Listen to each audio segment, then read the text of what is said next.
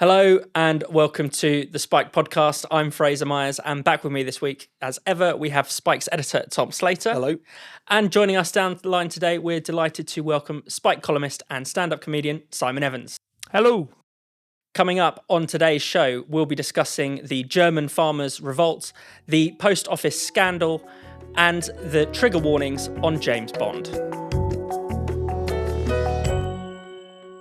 So, Germany's farmers are up in arms. They've been blocking roads, blocking city centres, highways, all kinds of things, essentially bringing the country to a halt.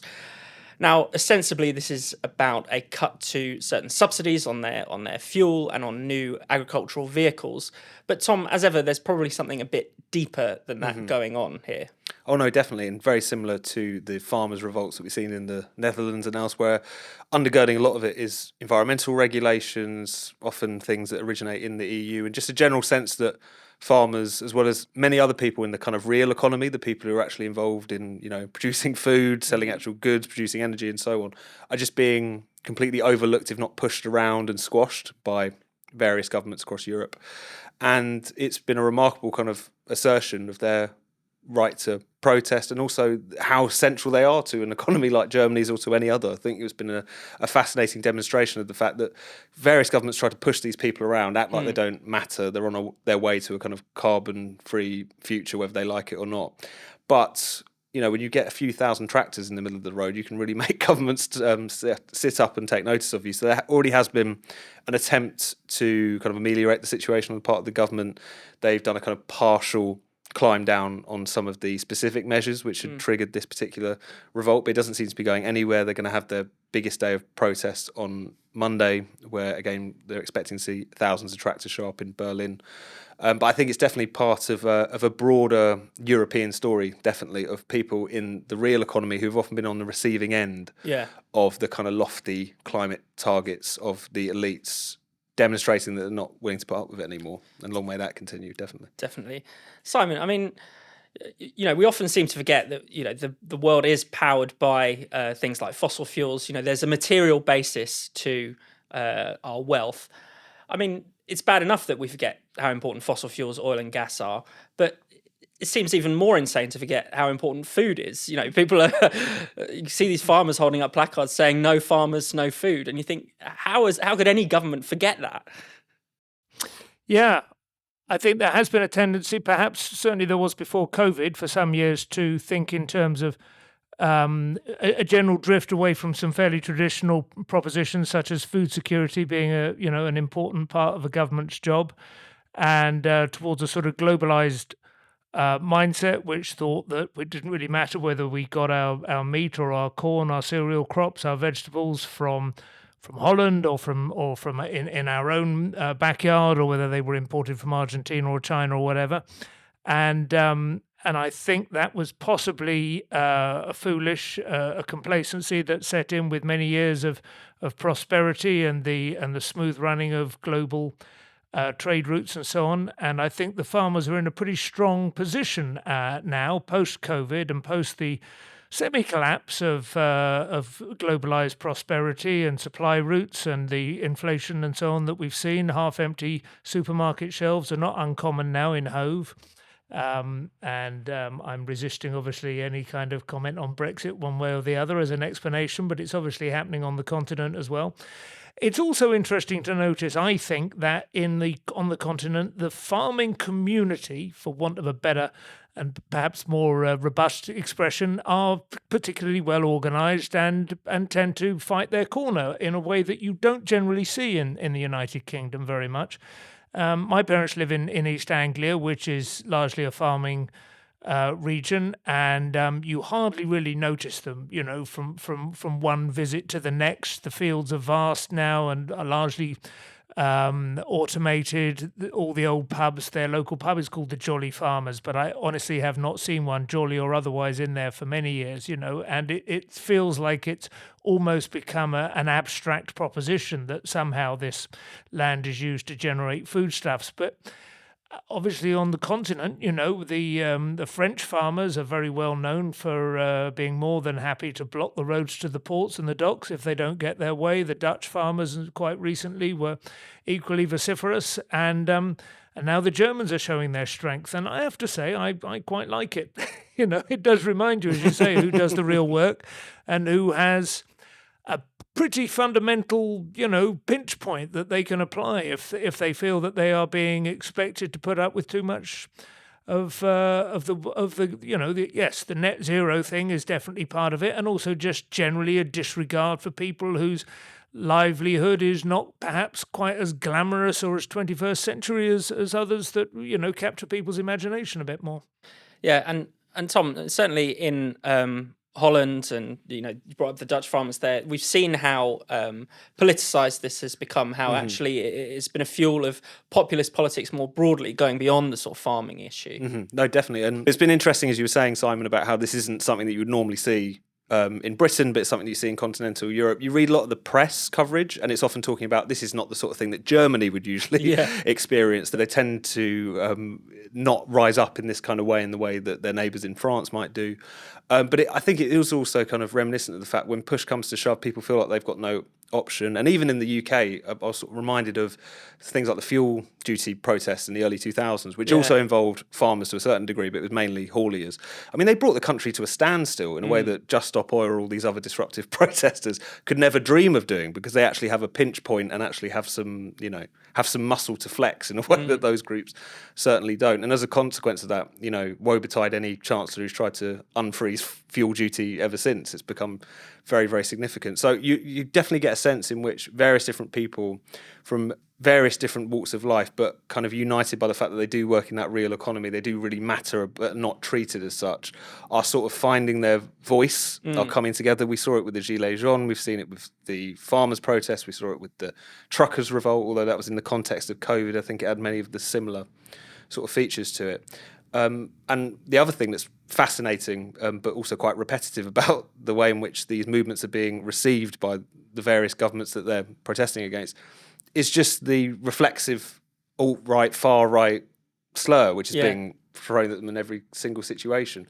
And I think that's been really, really revealing. I mean, there was one article in The Guardian which talked about not just these farming protests, but also various other sort of strikes that are going on and industrial action that's going on in Germany. I think the railways have been striking this week. There's also been various hauliers who are in open revolt against various kind of road charges and things like this.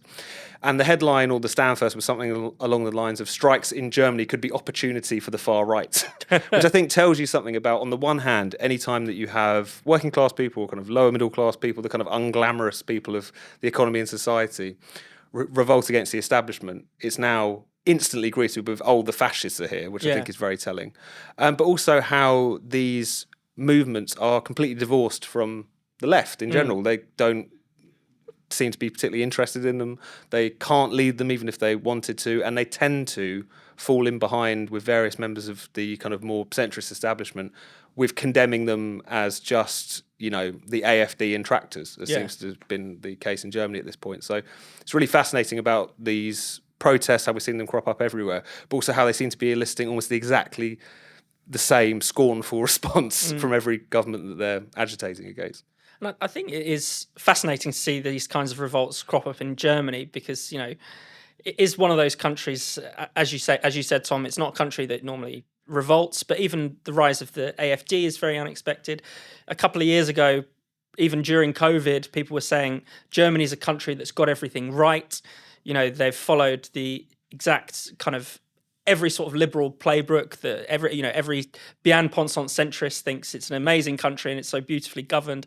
And now everything's falling apart. It's deindustrializing thanks to high energy costs. Everyone is on strike this week. They can't grow enough food because of the farmers are in revolt. I mean, Simon, do you think there's something in that? The way this is. Germany should be the model, it's supposed to be the model country for our own political class, but it's all gone a bit wrong quite quickly. It's interesting, isn't it? It does remind you a little bit of Man United after Alex Ferguson left. They held on for as long as they could with Angela Merkel, and they were aware that they had a pretty unusual talent there, although, of course, a lot of the problems they're now facing were, sown by her. But it is, yeah, you're right. There was a famous book, wasn't there? Something about Germany, why Germany is a grown-up country or something, and how we can all benefit from it. Yeah, or, Germans do it that better. Yeah. I mean, I'm interested in that aspect of things going wrong, and obviously the iconic moment in that regard was Donald Trump telling Germany that it was putting too many of its eggs in the Russian energy basket, and the famous clip of high-ranking, sophisticated, well-dressed people in sort of grey cashmere laughing down their noses at this ridiculous buffoon, and that turning out to be true very, very quickly. There is also that thing which Tom hinted at, which in particular seems to affect all modern political leadership when they are confronted by men who drive large vehicles protesting, that they immediately reach for the far right epithet. And that is quite a new thing. It used to be, I certainly remember, maybe I'm going back further than I realise, because obviously when you get to a certain age, the time becomes very contingent. But I remember, generally speaking, protesters were usually categorised and dismissed as far left, commie agitators, that sort of thing. But almost every trucking rally, or the Gilets jaunes, obviously, in Canada, the famous protest which was against vaccination passports and so on, which Trudeau tried to characterise as racist and far right and fascist. It's an extraordinary leap to claim that anyone who is simply trying to resist really quite radical progressive change, must therefore be hard right. I just don't think it washes. I don't think anyone's buying that at all. And I think that's a really wrong-headed way of trying to, apart from anything else, and I read this in Spike's own recent article on it, I wouldn't have had it at my fingertips otherwise, but they know the voting intentions of most of these farmers. And they are, broadly speaking, centre-right, Christian Democrats, that sort of thing. They're not socialists, but they're hard-working people who know the value of a mark or a euro. But they're certainly not. There's no kind of anti-immigrant sort of side to this, which is obviously what hard right, far right means now in Europe. It's not an economic proposition; it's about race. So it's just ridiculous, extraordinary smear a campaign. This week, the UK government has announced new legislation to exonerate the 900 or so sub-postmasters who were wrongfully convicted in the Post Office Horizon scandal. Now, Tom, a lot of people have remarked on the fact that it's taken seemingly forever for these sub-postmasters to get any kind of justice. I mean, the first wrongful convictions were in 1999. Attention was brought to the faults of the Horizon IT system in 2003 in the courts, and yet here it is, 2024. It's taken for this to really capture the attention of the political class. I mean, what have you made of that? I think that's been the number one question, hasn't it, really? Because obviously at this point, it now seems like there is going to be redress, there is going to be an attempt to right the wrongs. Obviously, that's going to be a pretty fraught process, given the fact they're having to pass some quite unprecedented legislation to try and start to deal with this problem, and even so there will be people who fall through the cracks. But the fact that it took that long, because that's what many of the sub-postmasters will really complain about most, is the fact that this is, in some of their cases, more than a decade, 15 years of their life just completely ruined as a consequence of a computer telling them that they were a thief and the authorities siding with the computer, effectively. It's not to say that it wasn't reported on. I think that's one thing that's worth saying. I mean, Private Eye did some great stuff on it. There was even some numbers people put out, the number of articles that various newspapers have written about it. It wasn't under-reported on necessarily. What was fascinating was that it never really caught fire politically. No opposition ever jumped on it. And in the context of the sorts of scandals that we've become accustomed to in recent years, most famously, Boris Johnson, who finally opened the inquiry into this back in 2020, was brought down because he ate cake at the wrong time with the wrong people or whatever. It kind of gives you a sense of how trivial our political class is, or how cut off they are from the people that they're supposed to represent. It seems like it's one of those issues where it combines the fact that it deals with a group of people who are kind of unglamorous as far as the political class and to some extent the media are concerned. These kind of lower middle class, small business people, save enough money to invest in something like their own post office, and then get completely put through the ringer. It's also quite a complicated story. It's not something you can fire off a quick Twitter thread about, or do a kind of sassy, social media message or intervention at Prime Minister's questions and get loads of high fives for doing so. It takes a while to explain what has gone on, the backstory and so on. But at the same time, as soon as you explain it to anyone, the profound injustice of it is so apparent. It's incredible that it fell to really just a handful of backbenchers to properly pursue this. But I think it just really speaks to that chasm that exists between what we assume politicians should do, such as righting wrongs like this, taking up issues when their constituents get in contact with them about horrendous things that are taking place, and what they actually do, which is a lot of party political manoeuvring and, as I say, just making sassy interventions in the chamber. But also that kind of sense that people quite understandably kind of assume that things like this really shouldn't happen, certainly shouldn't happen on the scale in which they've taken place. You had literally hundreds of people in this instance who were having to sort of do battle with this system, a sclerotic legal system, a sort of strange combination of the state and these various companies, no justice whatsoever, people being sent to prison. There was one woman who was sent to prison whilst pregnant. The only evidence against her, supposedly, for this theft was the fact that the computer had said that she'd stolen it. There was no other evidence whatsoever, and yet they didn't believe her. So it's a really damning indictment, definitely, of our politics, to a certain extent on media, but as I say, I don't think they dropped the ball nearly as much as anyone else. And a kind of sense of who really matters in society and what issues matter and how trivial a lot of things have become. I think it's a kind of potent cocktail of a lot of those things. Yeah, Simon, what have you made of this? I mean, particularly, do you think that the victims are just the wrong kind of victims? I mean, there's been a lot of discussion about that. Well, obviously, at some point, there was a sense they were the wrong kind of victims. But in terms of the ITV drama, of course, they were exactly the right kind of victims, because I think everyone felt an extraordinary sympathy and empathy with them. We watched 3 of the 4 episodes last night, funnily enough, before I knew I was going to be doing this podcast, so that was lucky. And very gripping, very well done, felt very authentic. Most of the casting seemed to have been done to attempt to capture the reality rather than have a sort of Netflix rewrite kind of version of events. And I think both my wife and myself felt quite moved and angry on these people's behalf. You know, it felt very much like the sort of thing you could imagine yourself getting tangled up in. Every so often, I mean, I have on a smaller scale at the moment an ongoing dispute with a private parking contractor, one of these people who catch you overstaying your welcome in a service station, and then start sending you ever-escalating fines before you know what you're doing. There's no one you can reply to. There's a lot of that in the modern world, and I think a lot of people recognise, watching that Horizon processing unit sitting under the desk in the post office, the sub post office counters.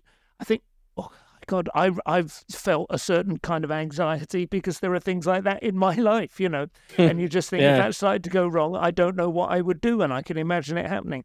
So in a funny way, although it didn't catch light like a plane crash, due to faulty software or air traffic control going down or something, obviously it felt like it was quite local paper kind of territory initially. Actually now it has caught a lot of people's imagination, because I think it speaks to a certain kind of anxiety that we all have, that automation is taking over. It's very rarely as accountable as we might like. The helplines are very rarely as helpful as you might hope, and it really could have been any one of us. Yeah, I mean, you couldn't totally. It's very relatable. Let's say that, and also, of course, there has been excellent journalism rumbling on in the background. As other people have said, Computer Weekly, funnily enough, deserves some of the credit. Definitely. And Tom, in terms of sort of political ramifications, it has brought people like Ed Davey and Keir Starmer to a lesser extent into the spotlight. Their roles have been questioned. I mean, should we talk a bit about Ed Davey first of all, particularly as he is someone who is constantly calling for the resignations of anyone else who puts a foot wrong. Yeah, I believe there was a Times piece the other day which enumerated all the various people he had called to resign over the course of the past 4 or 5 years. It's a very long list, all for the sorts of indiscretions which sort of pale in comparison to what he's being accused of. Now, his defence, and there's probably something in it, is the fact that I'm only looking at what I'm getting briefed. I mean, doesn't necessarily cover him in glory, but does speak to the fact that because of this relationship that obviously the post office has with the government, given the fact that the government is the sole shareholder and so on, that they were basically just blindly agreeing with everything that was being put before them, even though it's become very clear in recent days that the post office were aware of what was going on. Increasingly, it seems that people, even within government, were aware of what was going on to an extent. There's the other side to it, which has kind of come out today, is the fact that there was one of these sub-postmasters in his own constituency who had tried to contact him at least 3 times and got absolutely nowhere. Meanwhile, his life was just completely falling apart around him. But at the same time, I think it's important that there's an element of scapegoating doesn't creep in, not because I want to stand up for Ed Davey as such an upstanding politician or whatever. It's more the fact that there's this kind of lack of a recognition that this indifference towards these individuals and this indifference to large sections of society and the injustices that they suffer is not limited to Paul Venells at the post office or Ed Davey in Westminster. This is something that is much broader. And I think there's a little bit of a danger that when you have a big blow up like this, people just kind of are ostentatiously outraged about all these issues for a couple of days, and then mistake that for actually having any real social conscience or having any real concern about these issues. I think the worst thing that could possibly happen in this instance is that it does just become a story for a couple of weeks and then it goes away, because it's going to have a very long tail. It's going to be a very messy process, and even then there's going to be a lot of people who won't be properly compensated, if you even can be, for what's going on. So there's obviously a lot of questions that need to be answered. There's a lot of people who have really shown how, for all their kind of lofty talk of public life and the standards to which they seemingly hold other politicians when they supposedly they're kind of fundamentally failing to even stand up for their own constituents. I think it's important that this doesn't just become about this person needs to give back their CBE. We should give Alan Bates a knighthood and everything will be fine. There's obviously a sort of much deeper problem, not just where this particular scandal is coming from, but that general indifference towards ordinary people, which I think has been exposed by this particular scandal. Yeah, I mean, they solved all banking problems when they sacked that Fred the Shred fella, you know. Exactly. Just sack a few people and then move on. If you're anything like me, your New Year's resolutions usually don't make it to the third week of January. Actually sticking to all those positive habits can often end up feeling like a full-time job. But healthy living's supposed to give you more time and energy to enjoy your life, not less. That's why I've started drinking AG1. AG1 is my favourite practical daily nutrition supplement. Just one scoop contains 70 high-quality ingredients, all designed to meet your baseline nutritional needs. Starting off your day with AG1 is the best way to ensure that your body's taken care of, both physically and mentally. AG1 contains a broad spectrum of vitamins, from rhodiola to B vitamins. Those will keep you feeling sharp and focused throughout the day. You'll get that same kick of energy you normally get from caffeine, only without the crash later on in the day. One of the best things about AG1 is that it helps support my immune health. Ingredients like vitamin C, zinc, and functional mushrooms have helped me avoid some of those nasty seasonal colds. And that makes it even easier to stick to my other healthy habits. The biggest benefit of AG1 is that it's massively reduced my stress levels. It contains powerful plant extracts, adaptogenic herbs, and various antioxidants, which have made maintaining a constant workflow effortless. Keeping on top of everything has never been so easy. So, if you want to take ownership of your health, try AG1 and get a free 1-year supply of vitamin D and 5 free AG1 travel packs with your first purchase. Just go to drinkag1.com/spiked. That's drinkag1.com/spiked. Check it out. Let's talk about James Bond. So James Bond has been slapped with a trigger warning. Anyone who attends the new BFI season of Bond will learn that these films contain ideas and language that are of their time, shall we say. Simon, you wrote a really great column on this week. I mean, what have you made of it? Well, it was interesting that a few people came forward and said, you know, there are elements in those Bond films that are not acceptable nowadays, and possibly, you know, because we've all sort of grown up with them, we have learned to take them with a pinch of salt. But if they're trying to attract young people to the cinema and they see James Bond, some people say very, very close to raping Pussy Galore in order to cure her of her lesbianism, that might be quite... I can understand that. I mean, I'm playing devil's advocate a little bit. I think what it is, as time goes on, there is a huge difference between those of us who have gradually learned to accommodate some of the more dated attitudes that appear in movies like that, and some people who might be encountering old stuff for the first time. The season, I think, was actually intended to celebrate the career of the composer, John Barry, who created a lot of the most famous scores for Bond movies, and there are a few other films in there as well. I think The Ipcress File and possibly some other Michael Caine stuff as well. And it's quite interesting in that regard because John Barry's scores, which I love, I have a couple of CDs of his soundtracks, are emblematic of a certain kind of excitement about the sexual revolution at the time, and in a way they are more emphatically dated, but I would say preferable to the kind of extraordinarily kind of grotesque musical displays that come out of American R&B and hip hop and so on now, and yet seem to require no sort of trigger warning at all. The kind of YouTube videos that really are very close to pornography and so on, both in their visual and lyrical content. Whereas John Barry's stuff, which, as I say, I think is the linking sort of principle in these movies, is incredibly sort of naive and upbeat and just swinging, baby. It's Austin Powers, but it's I do worry, as I said in the article. There is. I understand why some people might look at you and go, mate, if you don't care about trigger warnings, just let it wash over you. It's 3 seconds on the screen before the movie starts, and I understand why people might think I'm just being a harumphing old bore about it. But as I said in the article, the worry is that the more we bend over to try and accommodate people's vulnerability, weakness, mental fragility, the more fragile they become. That all the evidence supports that concern, that we have raised a couple of generations now, who were not allowed to play outside, who were not allowed to form gangs, who were not allowed to play doctors and nurses, who have been sort of raised almost in laboratory conditions, and it's not looking great at the moment, to be honest. As an experiment, you would probably say it's failed in that particular respect, and perhaps we need to start exposing them to the sort of impacts that would actually help their immune system to grow again. The assumption behind these trigger warnings is that you will absolutely be offended by this, and you need to steel yourself before you see James Bond, doing a Chinese impression or whatever it is. Yeah. I mean, we can all agree that there are some choice moments in those films, but are they likely to precipitate a mental health episode? And why does it matter in the grand scheme of things? I think it's something that you might remark upon in a kind of film studies lesson, or a younger member of your family might recoil slightly at some of the language used, but it really wouldn't previously have gone much further than that, because these things shouldn't ultimately matter too much.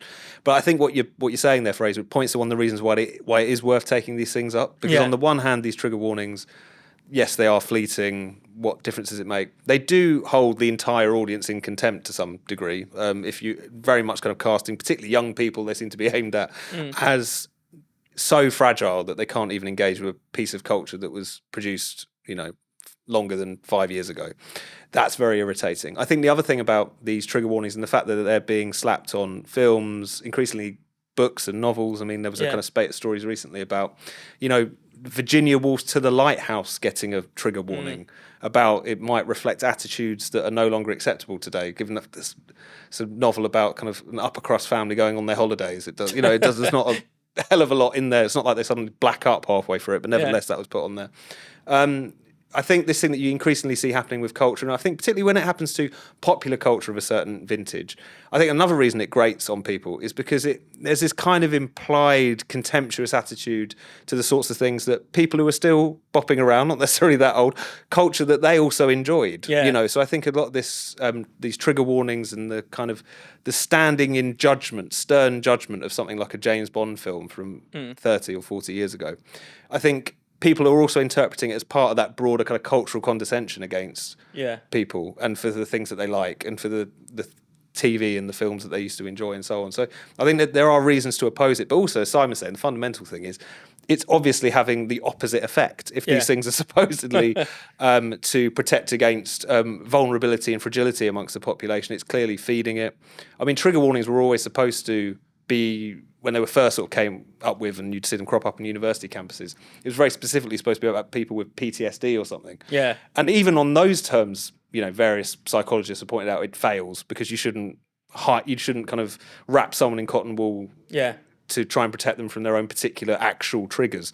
But the fact that that's now been extrapolated to all of society is obviously having the effect that you're talking about, Simon. So if that's the point of it, which is to make sure that people aren't... that we don't have this kind of society in which people fly off the handle. It's having the completely opposite effect. Can I just add something as well that's occurring to me, listening to you talk, and I think is absolutely right, but it's interesting. We're having a sort of quasi-academic discussion about it, and I think that's the tone these things set, isn't it? And it's almost unthinkable, even if young people did want to go along to the BFI to watch a Bond movie or one of the other Barry movies and just enjoy it and like sink into that experience, the very fact that there are trigger warnings at the beginning almost precludes the possibility of them just sitting back and enjoying it, let alone laughing out loud or feeling some excitement. They're more expected to treat it as if they're visiting a gallery and looking at some photojournalism from Biafra or something. You can't, they're looking at one of the horrors of the 60s, one of the terrible,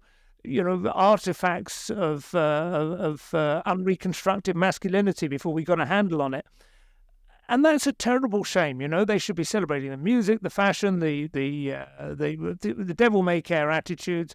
But anyone who laughed out loud, it's just similar. I know as a comedian, of course, as soon as you create the possibility that other people in the room might be offended, that's it. It's over. You cannot enjoy the thing.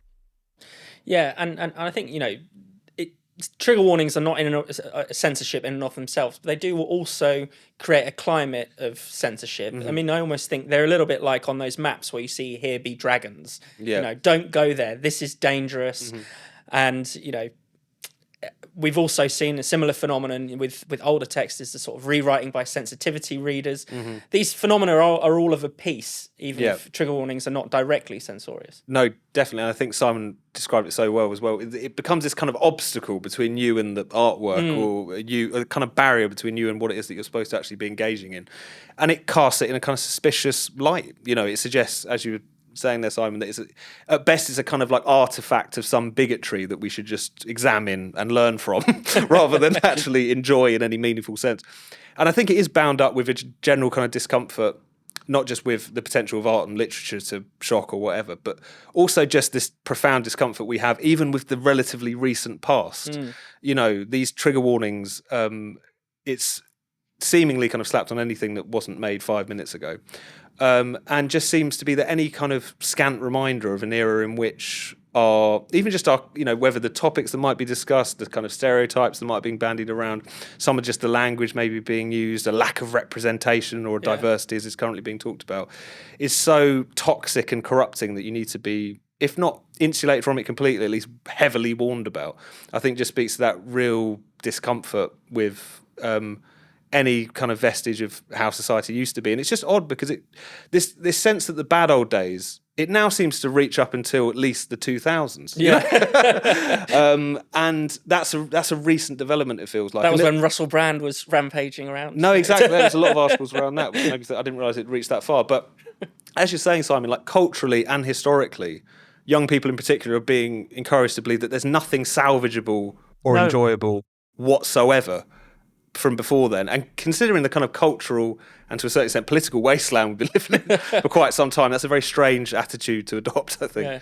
I mean, you see it a lot. There's a conversation going on at the moment between Joey Barton and the rest of the world of football about whether or not female commentators know what they're talking about and so on. Now, I don't really follow football and I don't have any well-informed view on that. And I know some people who are keen on football, men who are fine with the female commentators. So I'm not sort of saying it's, it's a slam dunk case. But there is, again, an attempt to present a view that he has that's a slightly old-fashioned attitude towards the thing as deranged. I mean, I have literally seen that word used in The Guardian. There's a guy called Jonathan Yu or something, I think his name is, who wrote a column about Barton's ranting on Twitter about these women, saying that his, incoherent, as if he was foaming at the mouth, whereas really he has a view which was completely normal not very long ago, which is that men's football should be commentated on by men, and I suspect there are millions of men who still hold to that view. And there's a similar thing with the Bond movies, that they represent a worldview which was pretty predominant, or at least a slightly lurid version of it. But the underpinning sensibilities were there, that there are, that it is a dream that most men have to be given an Aston Martin and a snug-nosed little pistol and a license to use it without application for authority. And to go out and traverse 5 continents and solve the world's problems. This is a fantasy that it was pretty, universal until very, very recently. And we're now really anxious, I think, about even having any more James Bond movies, even within the constraints that were applied by, hiring Fleabag and having all sorts of, subplots concerning familial responsibility and so on in the last ridiculously intertwined 5 episodes. I think that's kind of sad. And it is only, of course, it always has to be said, but it is only the artistic and cultural artifacts of the West that are being treated this way. Nobody is going to give you a trigger warning before you read some South American literature or even ancient Greek, or Chinese, or the various animations that are popular in the Far East. These are all still considered to have their own code and to be, entitled to pursue those beliefs with freedom, whereas the evil West is beyond redemption. Thank you so much for watching the Spiked podcast. We'll be back next Friday. If you hit subscribe and click the bell, you'll never miss an episode. And in the meantime, why not check out all of Spike's other videos and podcasts on this channel? And for more Spiked content, find us at spiked-online.com.